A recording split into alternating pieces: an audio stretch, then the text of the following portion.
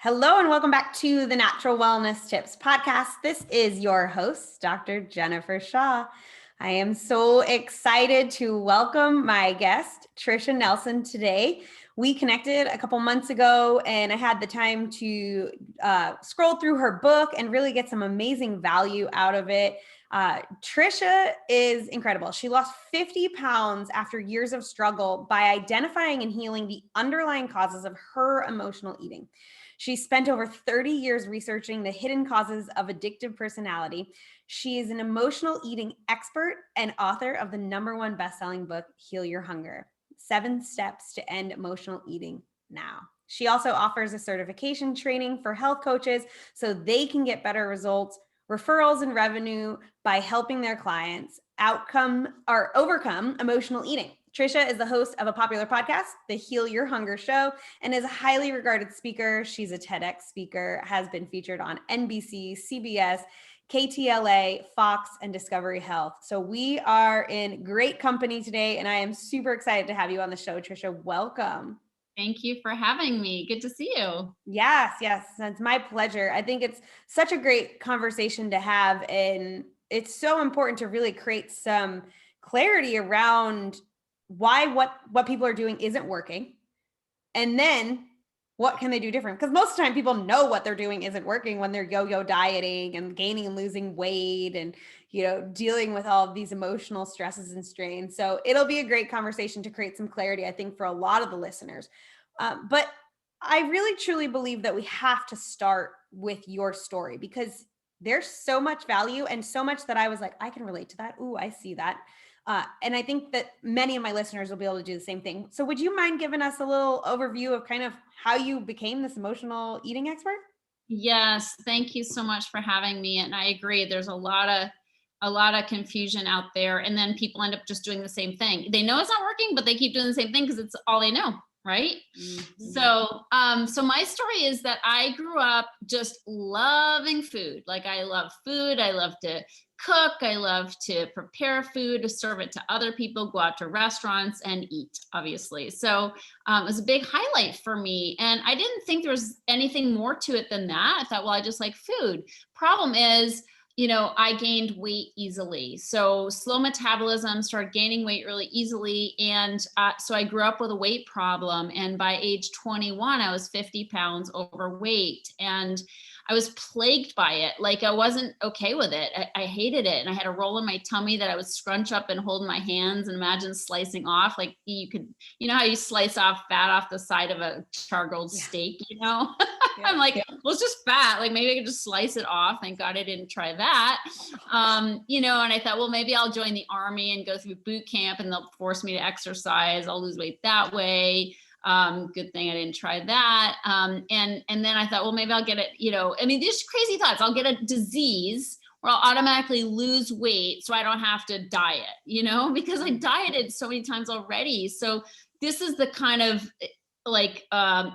desperation I felt, because I couldn't control my weight and I couldn't diet. Like, I could diet, for a short time, 2 weeks, 3 weeks, but then I'd always break out in a binge and put the weight back on. So I was a yo-yoer, and I had 5 different sizes of pants in my closet because I never knew what size I was going to be. I was on that roller coaster, and I was always holding out for those skinny jeans, right? But I was just all over the map. I gained 20, lose 10, gain 30, lose 20, gain 5, struggle with the same 5 for a whole summer. It was just so frustrating. And so what happened for me after I tried so many things, like the conventional things people think of, like diets and exercise programs and pills and potions and lotions. And I even started doing more psychological stuff. Like, I went to 12-step programs, and I had an eating disorders therapist twice a week for a year. So I was giving it a good college try. You were doing the work. I was chasing it. But still, really, nothing really changed. And I just thought, I can't do this for the rest of my life. Because I knew it was unhealthy to do the yo-yo thing as well. So What happened for me is I basically just, I felt hopeless. I felt like nothing, like I'm a loser, nothing's going to work for me. But I was introduced to somebody who had been obese, had lost the weight, and was showing people how to really heal at a deeper level. And so I asked this person to mentor me, and that changed everything for me. And I started to address the underlying causes of my emotional eating. Like the diets I knew didn't work, but I had to dig down. And so I did that, and I developed also a self-care like routine that helped bring down my stress. So I wasn't stress eating. And that was it, and I've been in a thin body ever since. And that was, I mean, I hate to say, because I'm dating myself, but that was like 3 decades ago. So, but it's been working, it's been working, and I'm healthier than ever, happier than ever, and food isn't my, obsession anymore by the grace of God. So, and then I was blessed to be able to work with that mentor to help other people. So my whole adult life, I've been helping people with emotional eating, and more recently, Heal Your Hunger, in my book, came out about 4 years ago. And I've been working with women across the globe to help them overcome emotional eating. I love it. I love it. So, one of the things that really jumped out to me about your story, and I think this is something many people can relate to, is oftentimes I've found from just speaking with clients or friends or people that are dealing with these experiences, many a times when that weight won't come off with shifting the diet or shifting the exercise and things, there's oftentimes an underlying trauma or traumas. And much of the time, that weight is designed to almost protect you. Right. And I have a dear Totally. friend who like definitely dove into this, and she yo-yoed for years and after all of her kids. And then she realized it was like all BS trauma stories she was holding on to. Not BS, but like they were real stories, but she was done letting them rule her life. And when she started to heal and let go and shed, the weight just like fell off. And I know that you have a similar journey along that of just some traumatic things that happened to you. And do you see that a lot with your clients? Do you see that in this journey with weight loss?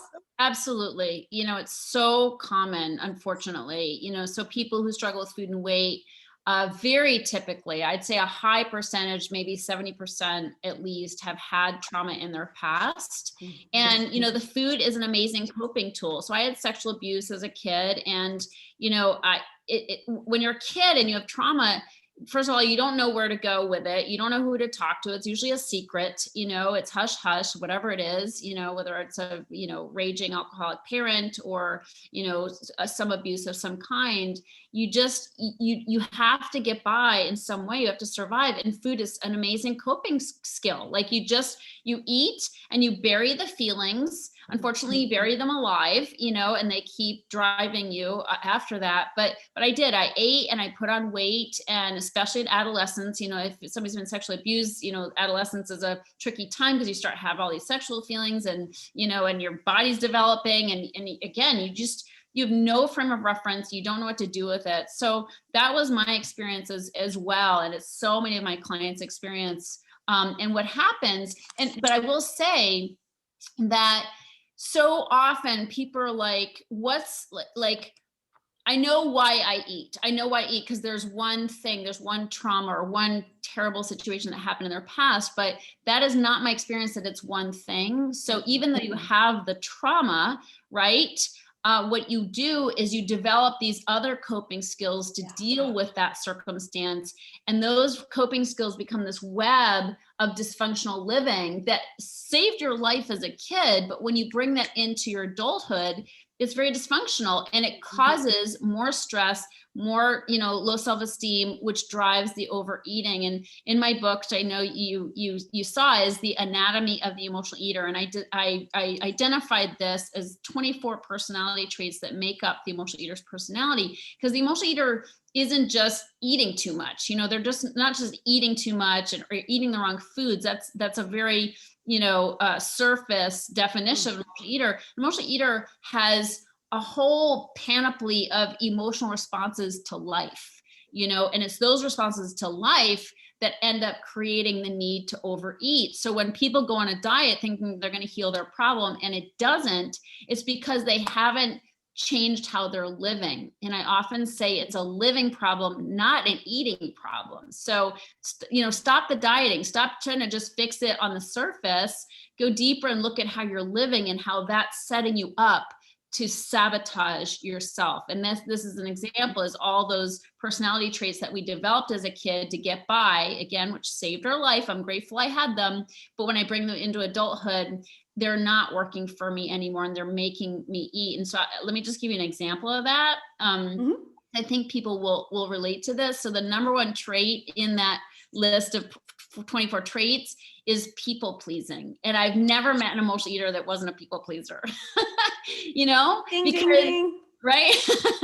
Because, again, when we grow up and we don't have the right tools, we don't have the right foundation for living. And it's not that our parents were bad, or, even abused us necessarily. It's just, we didn't get it. Like, we didn't get the foundation, the solid foundation of self-esteem, self-confidence.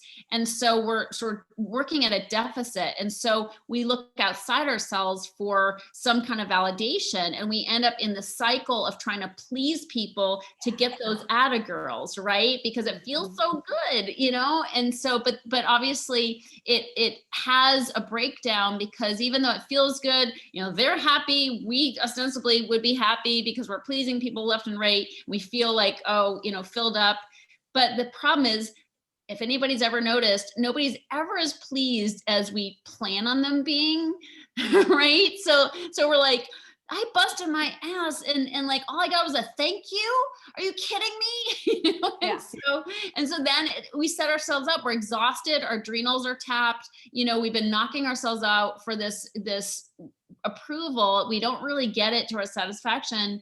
And then we go home and we have what I call, we're resentful, right? And resentment it really drives a lot of our eating. We sort of eat at people, and we go home and we have the I deserve it binge, like, screw them. They're not going to appreciate me. Well, I'll reward myself. And you see how it's like, it has nothing to do with food, but it has everything to do with how we end up eating. Mm-hmm. Oh yeah.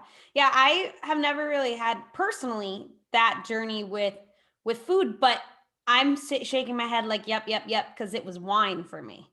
Okay. Yeah. Same, right? Yeah. So it's still, you know what I mean? And I don't drink anymore. I'm June 11th is 2 years sober.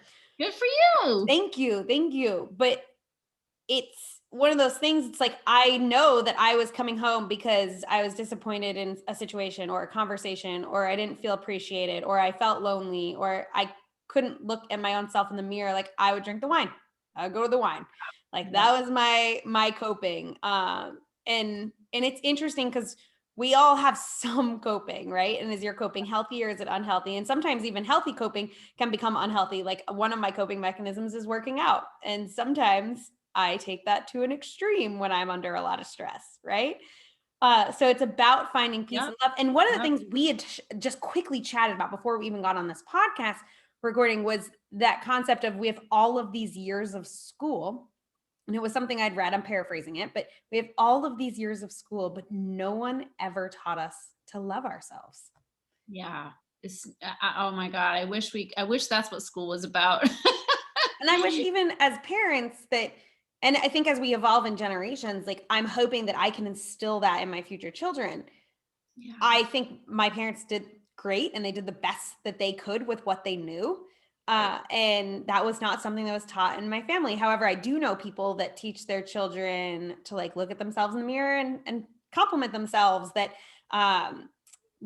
focus on gratitude, that focus on expressing emotions, and all of those skills are imperative for us not going down these holes of alcoholism, emotional eating, excessive working out, excessive sexual behavior. Like, you can find it. You have it, probably a history of it in some way where you went over the top with it. Yeah, I think when you have the addictive personality, it just shows up in many different ways, because I was a relief-seeking missile, like, I had this dis-ease right inside where I didn't feel right with myself. I had social anxiety, even though I have kind of a bubbly personality, I still had, kind of, and I drank too. I was an overdrinker.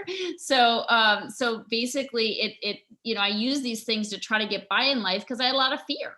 mean, the bottom line is that a lot of fear, and I feel that emotional eaters, especially more than alcoholics, have so much fear where it's just like, if I don't have the food by me all the time, I'm like going out in the world and I'm just feeling like unprotected. And like you said, the fat as well, the extra rolls on my body, that made me feel protected as well. Not consciously. It's not like, oh, I'm going to gain 20 pounds so I don't feel fear in life. It's never conscious in that way. But when you look back and you're on this healing journey, you're like, yeah, I was using these different things, these different addictions or addictive habits, because that's how I coped. And the whole key to healing is to have new coping skills that don't have adverse side effects, that actually make you feel good, feel better, and you're better able to deal with like life's problems as they come. I think one of the things you do in the book that's really cool is you break down like this, what is emotional eating? And you talk about social needs, emotional needs, mental needs, spiritual needs. Like there isn't a one size fits all on this.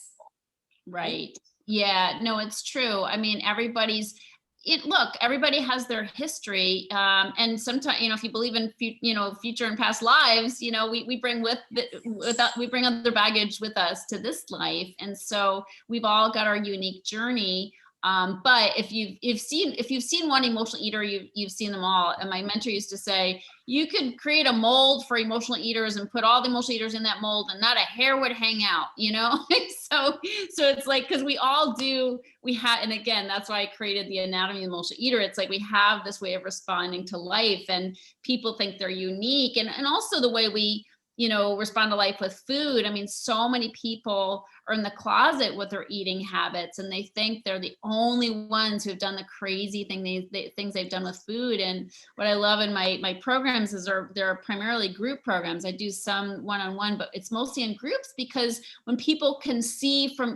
learn from each other and be like, oh my God, that person's across the globe and she did the weird things with food that I've done, or weird things to try to lose weight that I've done. It's such a universal problem, and I'm not so strange or different. And that identification is so helpful. So there's not one size fits all from the standpoint of our experience. The details differ.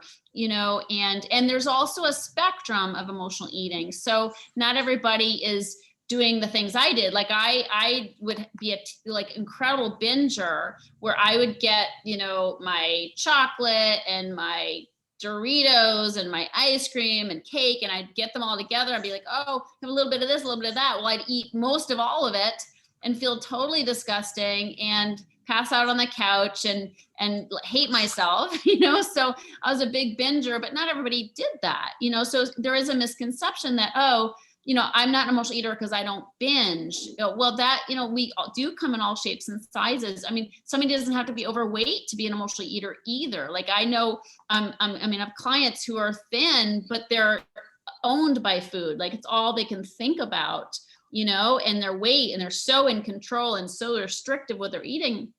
Somebody who even is underweight can be an emotional eater because their need to control is driven by their emotions as well. So if you think of emotional eating, it isn't always like overeating over your emotions. It could be undereating on account of your emotions also. So I do have a quiz, which I'd love to mention.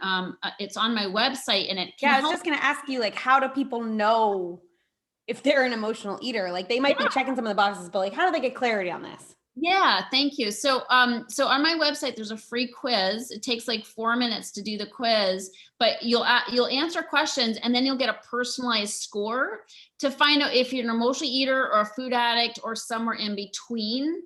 And, and why that's important. And then action steps that you can take based on your personalized score. What's nice about that is that not everybody is in the same place with it. And, it's really important to know that we all are hardwired to be emotional eaters. Like I think that's why, the whole idea of breastfeeding is such a beautiful experience for the mother and the child, because it's emotional. So I think it's part of our wiring. It's just a matter of how far you take it. And that spectrum that I think we're all on is really like where you stand on that spectrum is qualified by two things. One is the level of control you have, and the other is the number of consequences you have. So for example, let's say you go on a cruise and you eat too much and you drink too much and you come home and you gain 5 pounds. And you're like, oh God, it was so much fun, but I feel so gross now. I'm going to jog, an extra 5 miles, this a couple times this week, and I'm going to cut out sweets. And then in a week, boom, the 5 pounds is off.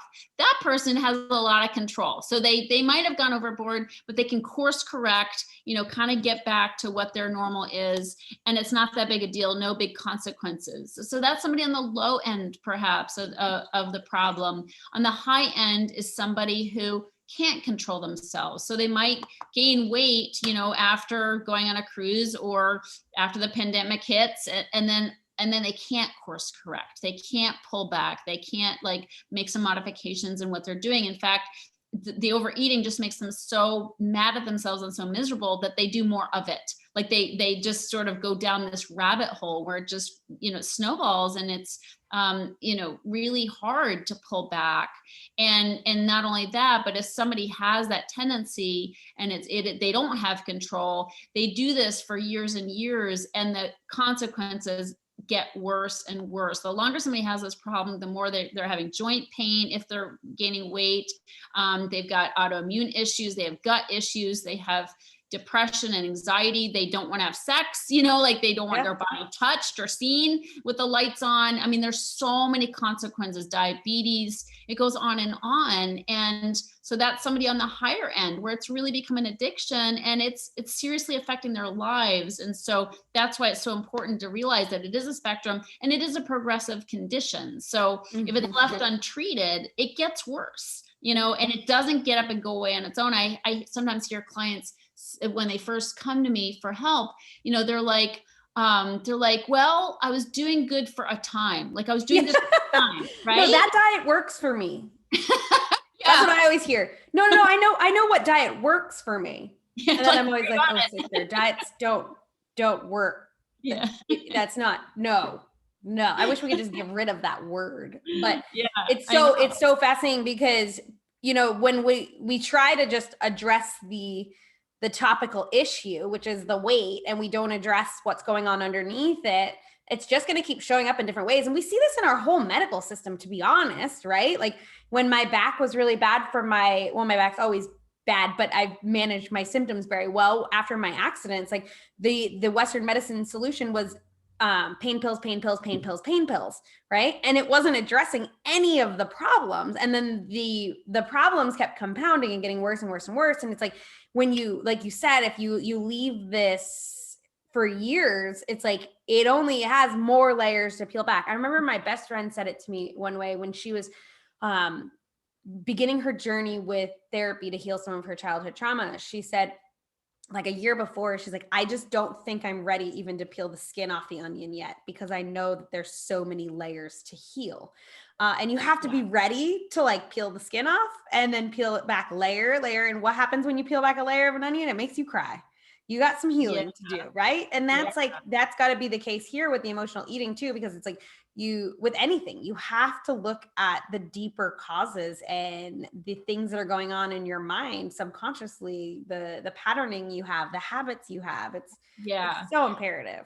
Well, it is, but I do want to say that you don't need 20 years of therapy to do it. So, so here's the good news is that it's what my experience is I've done the hard work. I've spent my whole adult life, researching this, experiencing the solution, teaching it to other people. So I've made it super easy. I've codified this in a step-by-step system, which makes it so easy. So you don't have to just be sitting crying on a couch for 20 years. It's very, and I don't go straight to trauma when I'm helping people. As I'm like, let's work with today. What are you doing today? And back to those personality traits. Let's slow down. Let's get a meditation practice. Let's get some self-care in place. Let's do some things today that can change your whole outlook in your relationship with food. And then as you're healing and as you're not stuffing with food, all of a sudden, you might come upon some things, but now you have tools to deal with it. You have a journaling routine. You've you've got these, and you have community. Like nobody can do this on their own. So the community makes it so much easier. So that's, I always say, don't go to those dark places on your own. You know, be in a community of people who are doing it with you. And we laugh and we just have so much fun because, you know, being powerless over a donut, it's kind of a strange, bizarre condition. And so we end up laughing a lot about it because you're identifying with other people who have had it also. And then it's not so strange or different. So these are all components that you got to have in order to make it a fun journey and not like this heavy, you know, just veil of tears. Mm-hmm. Yeah.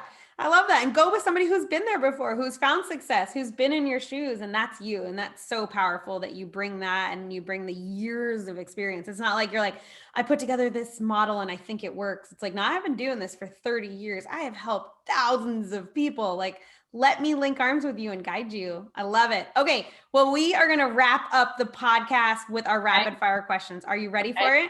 Yeah, I'm just plugging in my computer here. Sorry. Okay, cool. So what is your number one health and wellness tip, Tricia? Well, it's to slow down and be with yourself. Yes.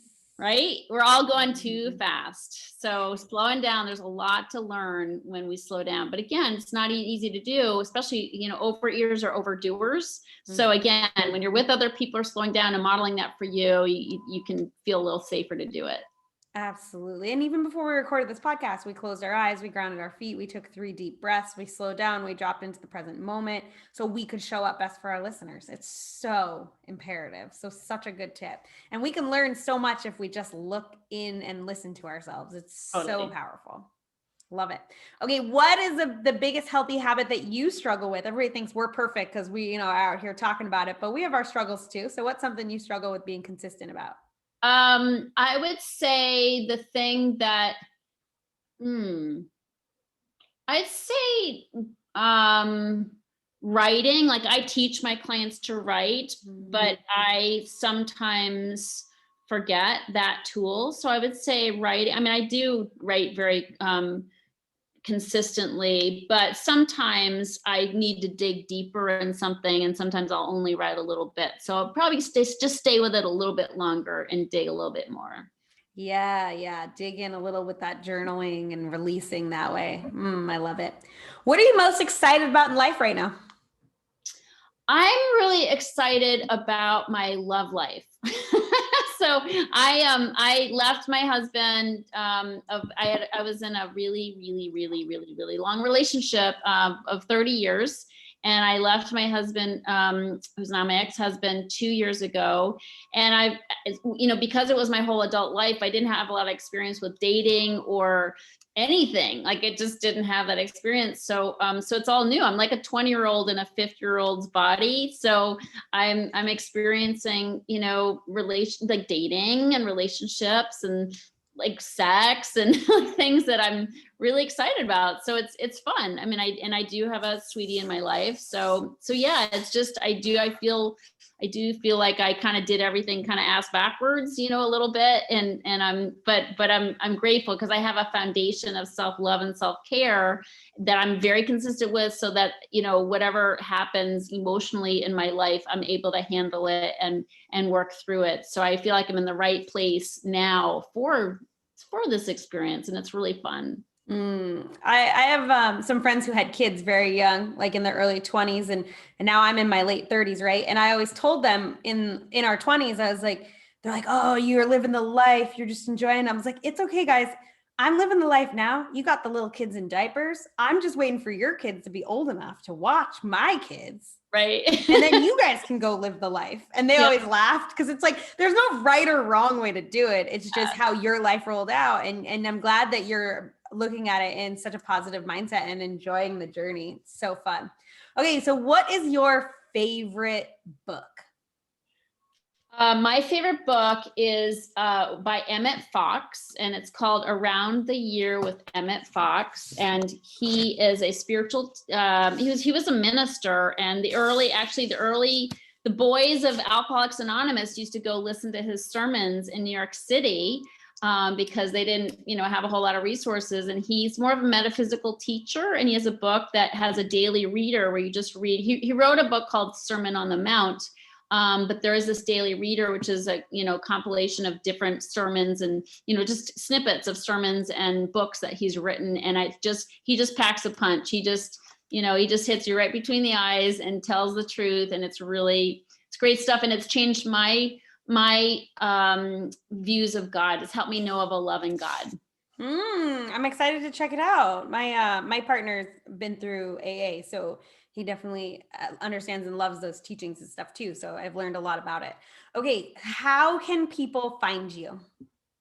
I'm on Instagram at Tricia Nelson _ at the end of Tricia Nelson. And I post almost every day, lots of really inspirational stuff. And I also am very active in my Facebook group called The Secret Sauce to End Emotional Eating. So those two places. And then I highly recommend people just take a few minutes and take that quiz, which is at my website, which is healyourhunger.com, HEAL, healyourhunger.com. I love it. I'm going to go take it. I'm excited to take it. I didn't know about the quiz. But yeah, definitely guys, follow Tricia on social. She adds so much value there. If you guys are intrigued by this conversation, you can definitely reach out to Tricia and join in on her Facebook community or some of her paid communities to get that coaching and support. And then if you guys are wanting to do some at-home study and see if it is the right method for you or you resonate more with Tricia, definitely check out her book, Heal Your Hunger, 7 Simple Steps to End Emotional Eating Now. It's a #1 bestseller internationally. It's a great book. So definitely check it out. And thank you so much, Tricia, for being on the podcast. It's been a pleasure. Thank you. Thanks, Jennifer, for having me. You're a very bright light, and it's fun being here. And thanks for all the amazing work you do in the world. You're so welcome for having you. It's been an absolute pleasure. We'll have to continue the conversation. But until next time, listeners, it's been my pleasure. I will catch you on the podcast next week. Namaste.